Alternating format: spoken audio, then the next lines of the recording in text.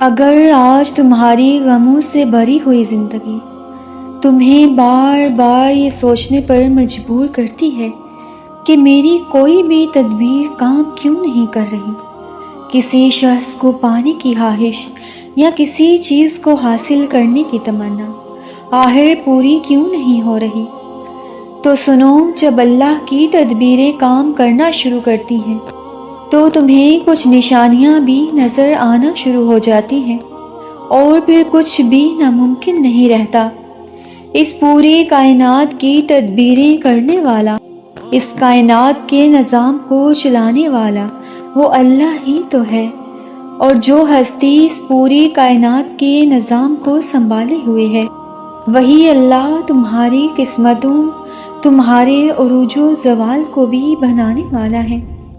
اللہ قرآن پاک میں خود فرماتا ہے، اور وہ کون ہے جس نے زمین کو جائے قرار بنایا اور اس میں دریا رواں کیے، اور پھر اس میں پہاڑوں کی میہیں گاڑ دی، اور پھر پانی کے ذخیروں کے درمیان ایک پردہ حائل کر دیا، اور کون اپنی رحمت کے آگے ہواؤں کو خوشخبری بنا کر بھیجتا ہے، اور وہ کون ہے جو طلب کی ابتدا کرتا ہے اور پھر اس کا اعادہ کرتا ہے، یہ سب اللہ ہی تو کرتا ہے مگر تم غور نہیں کرتے۔ یاد رکھیں کہ اللہ نے آپ کی زندگی کے اندر انصاف کو پورے توازن سے قائم کر رکھا ہے، اور آپ کے معاملات زندگی کے اندر اگر یہ انصاف باقی نہ رہے تو تمہاری زندگی کا نام و نشان بھی باقی نہیں رہے گا۔ یہ تو میرے رب کی ہی رحمانیت ہے کہ وہ قدم قدم پر تمہیں سنبھالے رکھتا ہے۔ اللہ پاک قرآن پاک میں خود فرماتے ہیں کہ کیا تم نے کبھی سوچا ہے کہ یہ جو بیج تم بو رہے ہو اور اس سے جو کھیتیاں نگلتی ہیں، کیا ان کو تم اگاتے ہو یا ان کے اگانے والے ہم ہیں؟ اور ہم چاہیں تو ان کھیتیوں کو بس بنا کر رکھ دیں اور تم باتیں ہی کرتے رہ جاؤ۔ اللہ کی تدبیریں قرآن و سنت میں بار بار ذکر کی گئی ہیں، اور ان سے یہ بات سامنے آتی ہے کہ اللہ تعالیٰ کا تدبیر کرنے کا انداز انتہائی حکمت اور عدل پر مبنی ہوتا ہے۔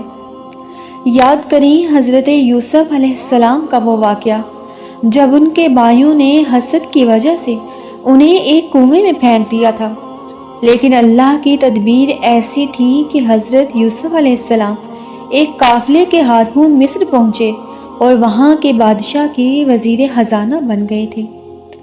اللہ کی تدبیر وہ طاقتور منصوبہ ہے جو ہماری نظر سے پوشیدہ ہوتا ہے، لیکن اس کا ہر قدم ہمارے لیے بہترین ہوتا ہے۔ جب دنیا کی تمام راہیں بند نظر آتی ہیں تب اللہ کی تدبیر ایک نئی راہ کھول دیتی ہے۔ ہم اپنے فیصلوں میں کئی بار غلط ہو سکتے ہیں، لیکن اللہ کی تدبیر ہمیشہ درست ہوتی ہے۔ اللہ کی تدبیر میں کوئی لغزش یا کوئی کمی نہیں ہوتی، اور وہ کبھی بھی انسان کے مفاد کے خلاف کام نہیں کرتا۔ اللہ تعالیٰ قرآن پاک میں ارشاد فرماتے ہیں، یعنی اللہ فیصلہ کرتا ہے اور اس کے فیصلے کے بعد کوئی اعتراض نہیں کر سکتا۔ اگر تم کسی مشکل میں ہو اور تمہیں لگتا ہے کہ تمہاری دعائیں ابھی تک قبول نہیں ہوئیں، تو یاد رکھو کہ اللہ کی تدبیر میں دیر نہیں ہے، بلکہ ہر چیز کا وقت مقرر کر رکھا گیا ہے۔ جب بھی تم زندگی کے کسی موڑ پر رک جاؤ اور تمہیں سمجھ نہ آئے کہ آگے کیا ہوگا، بس یہ سوچو کہ اللہ کی تدبیر ہمیشہ تمہارے لیے بہتر ہوگی۔ اس پر ایمان رکھو اور اس کے راستے پر چلو، کیونکہ اللہ کی تدبیر تمہیں وہ مقام دلائے گی جو تمہاری زندگی کا اصل مقصد ہے۔ اللہ قرآن پاک میں خود ارشاد فرماتے ہیں، ہو سکتا ہے کہ تم جس چیز کو ناپسند کرو وہی تمہارے لیے بہتر ہو، اور جسے تم پسند کرتے ہو وہ تمہارے حق میں بہتر نہ ہو۔ زندگی کے سفر میں کبھی کبھی ہم ایسے لمحوں میں آتے ہیں جب ہمیں محسوس ہوتا ہے کہ ہم اپنی تقدیر کے ہاتھوں مجبور ہیں، اور ہمیں سمجھ نہیں آتی کہ ہم جا کہاں رہے ہیں۔ لیکن میں آپ کو یہ یاد دلانا چاہتی ہوں کہ اللہ کی تدبیریں ہمیشہ ہمارے ہی فائدے کے لیے ہوتی ہیں۔ چاہے ہمیں اس کا ادراک ہو یا نہ ہو۔